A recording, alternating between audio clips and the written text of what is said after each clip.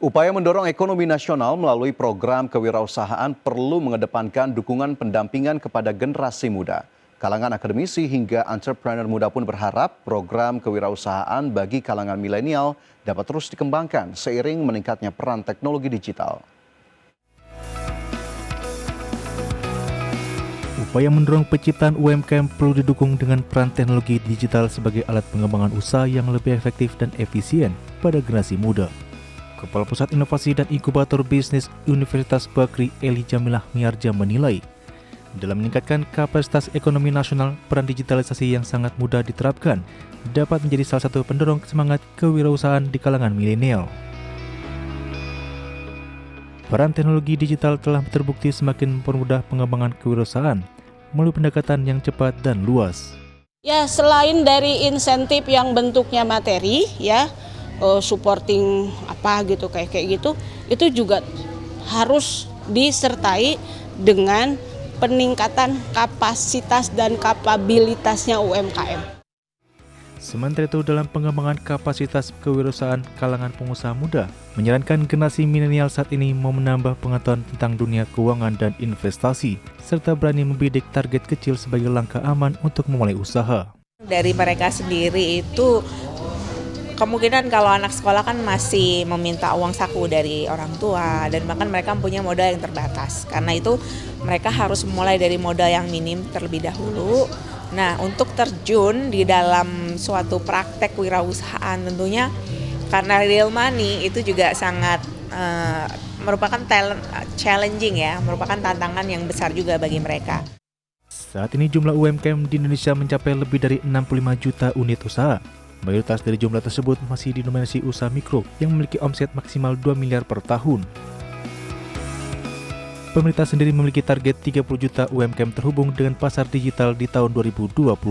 Dari Jakarta, Raharjo Patmo, tim liputan IDX Channel. Kembali bersama kami dalam IDX First Session Closing. Pemirsa, Bursa Efek Indonesia terus mendorong penerapan prinsip lingkungan, sosial, dan tata kelola di setiap perusahaan, khususnya emiten yang tercatat di pasar modal Indonesia. Langkah ini sejalan dengan tren global yang menunjukkan peningkatan signifikan minat investor terhadap perusahaan yang mengedepankan aspek keberlanjutan. PT Bursa Efek Indonesia mencatat minat investasi berbasis Environment, Social, and Governance atau ESG menunjukkan tren positif dalam beberapa tahun terakhir. Tren tersebut tercermin dari pertumbuhan dana kelolaan atau aset under management. Hingga Mei 2025, nilai indeks ESG Leader dan indeks SRI KHT mencapai 7,4 triliun rupiah. Nilai ini naik 204 kali lipat dari 2025 yang hanya sebesar 35 miliar rupiah. Direktur Pengembangan Bursa Efek Indonesia, Jeffrey Hendrik, menyebut peningkatan dana kelolaan ESG mencerminkan kesadaran tinggi investor terhadap pentingnya keberlanjutan. Menurutnya, perusahaan yang memiliki kinerja ESG yang baik lebih dipercaya dan menarik di mata investor, baik domestik maupun global. Nilai AUM tersebut mengalami peningkatan lebih dari 200 kali dibanding dengan tahun 2015 yang hanya mencapai 36 miliar pada saat itu. Hal ini tentu memperlihatkan bahwa tingkat kesadaran investor pada pentingnya kinerja ESG perusahaan semakin tinggi dalam pengambilan strategi investasi yang juga menandakan bahwa ESG merupakan aspek yang esensial dan tidak terpisahkan. Jeffrey menegaskan ESG kini bukan lagi hanya sekedar tren, melainkan sudah menjadi bagian dari strategi bisnis jangka panjang. Perusahaan yang menerapkan ESG secara konsisten yakini mampu bertahan di tengah tantangan ekonomi global sekaligus memberikan nilai tambah bagi pemegang saham. Dari Jakarta, Rika Nuardi, IDX Channel. PT Bank Mandiri Persero Tbk menegaskan komitmennya dalam menerapkan prinsip ESG melalui 3 pilar utama meliputi Sustainable Banking, Sustainable Operation, dan Sustainable Beyond Banking. Penerapan ESG tersebut telah mendapat pengakuan dari lembaga pemeringkat internasional. Bank Mandiri menjadi salah satu entitas keuangan nasional berhasil meraih peringkat ESG tertinggi atau AA dari lembaga pemeringkat rating internasional MSCI. Raihan ini mencerminkan posisi Bank Mandiri yang dinilai mampu mengintegrasikan prinsip berkelanjutan dalam strategi bisnis jangka panjang. Head of Mandiri Institute Andre Simangunsong mengungkapkan implementasi ESG telah menjadi bagian dari komitmen Bank Mandiri selama 3 tahun terakhir. Upaya tersebut dilakukan untuk memperkuat daya saing perusahaan sekaligus menjawab tantangan global dalam hal keberlanjutan sektor finansial. Andre menegaskan bahwa pencapaian rating tertinggi dari lembaga internasional menunjukkan keberhasilan pendekatan ESG Bank Mandiri yang terstruktur dan terukur. Apa yang kami lakukan dalam 3 tahun terakhir ini itu payoff-nya kita terlihat ya, sudah mulai di-acknowledge oleh lembaga rating ya, lembaga rating internasional ya. Tadi juga sudah disebutkan bahwa MSCI itu memberikan rating ESG kita AA. Itu adalah peringkat tertinggi untuk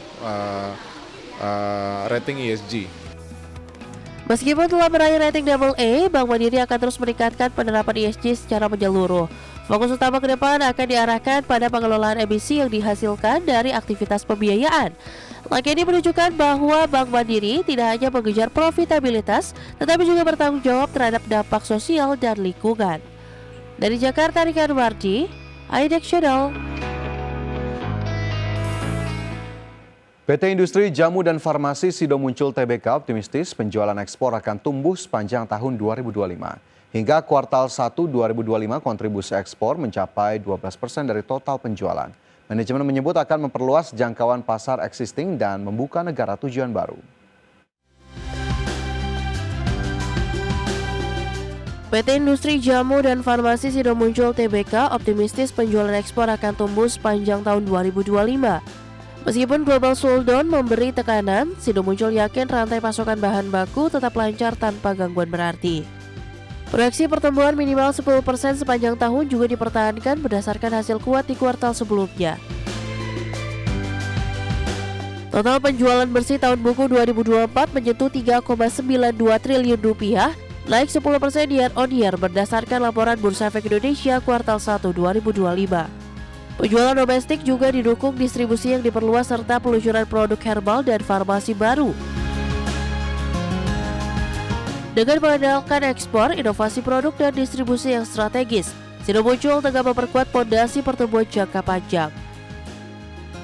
Pengawasan kerja keuangan dan kesiapan memasuki pasar global akan menjadi kunci menuju pencapaian target kinerja di tahun 2025. Berbagai sumber, IDEX Channel. PT Providen Investasi bersama Tbk resmi mengantongi restu pemegang saham untuk menjalankan rights issue dan private placement. Dana segar tersebut akan dipakai memperkuat struktur modal dan memperluas portofolio investasi. PT Providen Investasi bersama Tbk atau dengan kode saham PAM akan menerbitkan maksimal 4,72 miliar saham baru lewat right issue dan 1,57 miliar saham lewat private placement.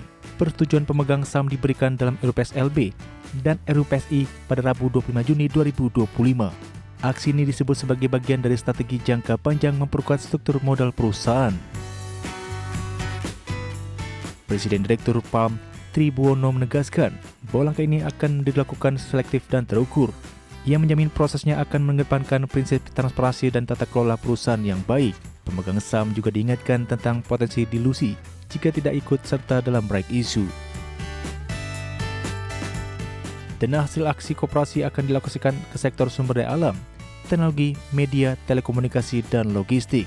Adapun portofolio investasi PAM saat ini mencakup saham MBMA, MDK, MMLP, dan XCL, serta perusahaan non-publik senilai total 829 miliar rupiah.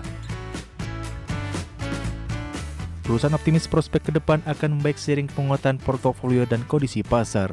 Berbagai sumber untuk IDEX Channel. Dan selanjutnya kita ke indeks harga saham gabungan pemirsa di mana terpantau pada perdagangan di sesi pertama awal pekan IHSG bergerak di zona hijau dengan mencatatkan penguatan 0,24% ke level 6.913,99. Penguatan dari indeks harga saham gabungan sempat menyentuh ke level tertinggi di sesi pertama di 6.937, namun harus mampu bertahan di level yang lebih rendah di 6.913. 359 saham mencatatkan penguatan, 243 saham melemah, 358 saham lainnya bergerak stagnan. Menghijau indeks harga saham gabungan masih melanjutkan pergerakan positif pada Kamis pekan lalu yang ditutup di level 6.897 atau naik 0,96%. Dan kita lihat sejumlah saham di sesi pertama, pemirsa. Saham-saham apa saja masih dalam kategori top gainers. Di top gainers ada saham Antam naik 3,06%, BRPT naik 4,08%, MBMA naik 13,5%, kemudian juga ada PGEO naik 3,4%. Kemudian dari sisi top losers ada BBRI turun 2,09%, BMRI turun 1,89%, Aman Mineral turun 1,76%, DSSA turun 2,85%. Dan dari sisi sektoral, barang baku menguat 2,83%, begitu pula konsumsi non-primer yang juga naik lebih dari 2%, sementara teknologi dan sektor keuangan masih bergerak melemah hingga penutupan sesi pertama.